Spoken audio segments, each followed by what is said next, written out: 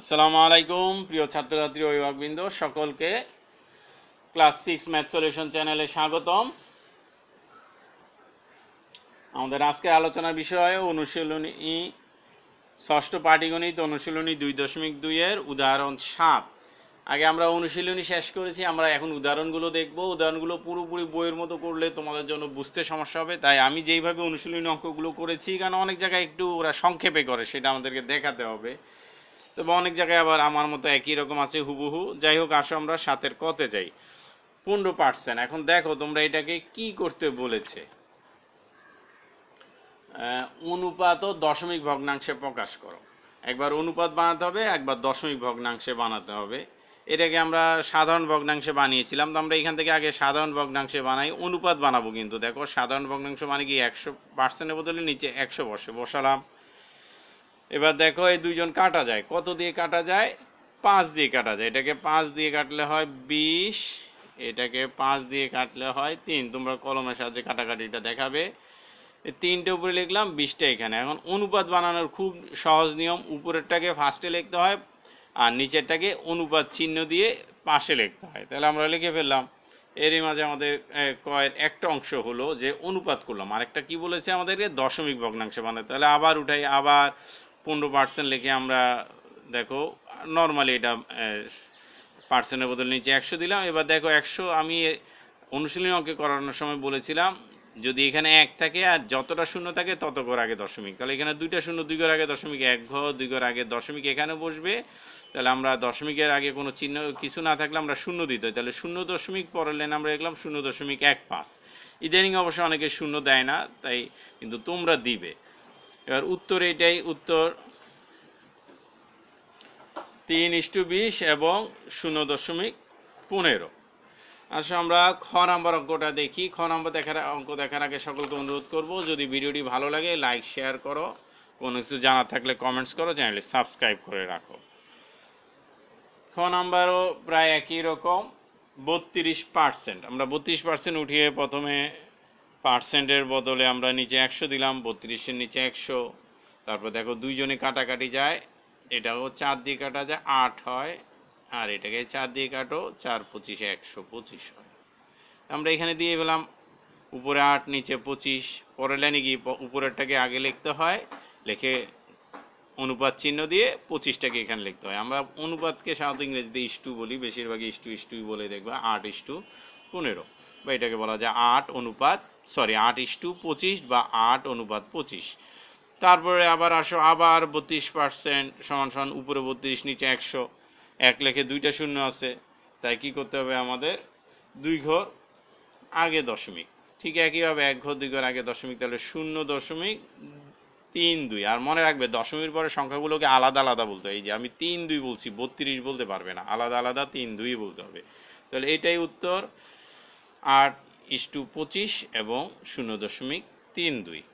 আসো পরের অঙ্কে যাই, গ নাম্বার 25%। একইভাবে আমরা উঠিয়ে ফেললাম, নিচে 100 উপরে 25। এখন দুইজনে 25 দিয়ে কাটা যায়, এটাকেও কাটবে এটাকেও কাটবে। এটাকে 25 দিয়ে কাটলে কত হয়? 4। এটাকে 25 দিয়ে কাটলে 1। আগে কখনো কিন্তু আমরা লিখি নেই 1, এবার লিখছি। কেন লিখছি? কারণ এই পাশে কোনো কিছু নেই, আর না থাকলে উপরে 1 লিখতেই হবে। তাহলে তারপর ফ্রেশ করে লিখলাম উপরে 1 নিচে 4। যেহেতু 1 উপরে দেয় 1 আগে লিখলাম ইস্টু দিয়ে, 4 নিচে তাই 4টাকে পরে লিখলাম। একইভাবে পরের অংশ আবার 25%, উপরে 25 নিচে 100, 2টা শূন্য 2 ঘর আগে দশমিক, এবং দশমিকের আগে একটা শূন্য দিয়ে দিলাম যেহেতু কিছু নেই। উত্তর 1:4 এবং 0.25। তারপরে অঙ্কে যাও, ঘ নাম্বার। একই রকম 55%, উপরে 55 নিচে কত? 11। এবার দুইজনকে কাটাকাটি আমরা করি, 5 দিয়ে কাটা যায়, 5 11 55, 5 20 100। আমরা ফ্রেশ করে লিখলাম উপরে 11 নিচে 20। তাহলে 11টাকে আগে লিখলাম, ইস্টু দিলাম, দিয়ে নিচের 20কে আমরা পরে লিখলাম। তাহলে আমাদের অনুপাতটা হয়ে গেল। এবার আমরা দশমিক ভগ্নাংশ বানাবো। 55%, উপরে 55 নিচে 100, 1ও আছে এখানে 2টা শূন্য, তাই 2 ঘর আগে দশমিক। একটা শূন্য হলে 1 ঘর আগে দশমিক হতো। ধরো একটা শূন্য আছে, তাহলে আমরা কি লিখতাম? 1 ঘর আগে, অর্থাৎ 5.5 লিখতাম। এখানে 2টা শূন্য 2 ঘর আগে দশমিক দিলাম, দশমিকের আগে কেউ নেই তাই একটা শূন্য দিয়ে দিলাম। তাহলে উত্তর কত? 11:20 এবং 0.55। তারপর অঙ্কটায় আসো, আমি আমার অঙ্কেও চলে যাই। এখানে দেখো সমস্ত আছে, 8 সমস্ত 10/1।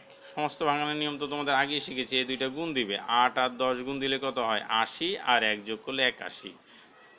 তাহলে উপরে 81, নিচে 10% লিখে ফেললাম। এখন দেখো পার্সেন্টের বদলে নিচে কত? 100 যাবে। এই যে নিচে 100 চলে গেল। এবার আমরা দেখো এখানে কাটাকাটি যায় না, তাই আমরা নিচে নিচে গুণ দিলে কত? 1 লেখে এখানে 1টা 2টা 3টা শূন্য, অর্থাৎ মুখে মুখে গুণ করা যায়। 1 আর 1 গুণ দিলে 1, 1টা 2টা 3টা গুণের সময় 3টা শূন্য, আর উপরে 81 লিখে ফেললাম। এবার তাহলে অনুপাতে নিলে কি হবে? আগে 81কে লিখবো, তারপর ইস্টু দিয়ে, তারপর নিচে কত আছে? 1000কে লিখে ফেলবো।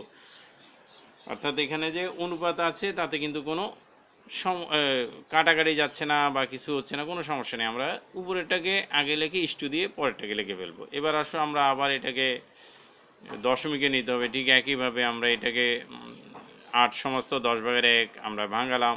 80 আর 1 যোগ করলে 81, আর নিচে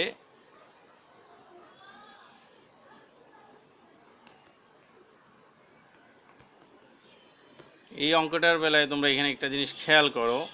আমরা কি করলাম? উপর থেকে একটু হেল্প নিলাম। এটা দেখো উপরে পেয়েছি এত সমান সমান কত? এটা পেয়েছি উপরে 81, নিচে 100। ঠিক আমরা এত সমান সমান এটা এখানে উঠিয়ে নিলাম। এভাবে উঠানো যায়। আগের অঙ্কগুলো আমরা যেহেতু সরাসরি হয়ে গেছে, তাই আমরা এরকম উঠাইনি। আমরা অনুশীলনীর অঙ্কগুলো এইভাবে করেছিলাম, তোমাদের মনে আছে আশা করি। এবার দেখো উপরে 2 ঘর, কিন্তু নিচে 1 লেখে 3টা শূন্য, 3 ঘর আগে দশমিক। তাহলে 1 ঘর 2 ঘর আরেকটা ঘর বানানোর জন্য এখানে একটা শূন্য দিয়ে একটা ঘর বানিয়ে তারপর দশমিক দিতে হবে। দেখো আমরা এখানে শূন্য দিয়ে একটা ঘর বানিয়ে এখানে দশমিক দিলাম, আর দশমিকের আগে কিছু নেই, তাই একটা শূন্য দিয়ে দিলাম। এটাই আমাদের উত্তর। উপরে 81, উত্তর 81:1000 এবং 0.081। এর সাথে আমাদের উদাহরণ 7 শেষ হলো। পরবর্তী উদাহরণ দেখার আমন্ত্রণ রইল। আসসালামু আলাইকুম ওয়া রাহমাতুল্লাহ।